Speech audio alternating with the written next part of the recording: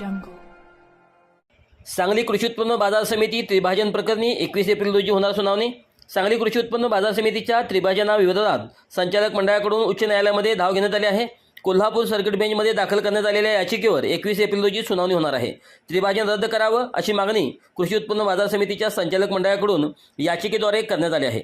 तर संचालक मंडळाच्या याचिकेवरून कोल्हापूर सर्किट बेंचकडून प्रशासनाला 20 एप्रिलपर्यंत आपलं म्हणणं सादर करण्याच्या सूचना देण्यात आल्या आहेत.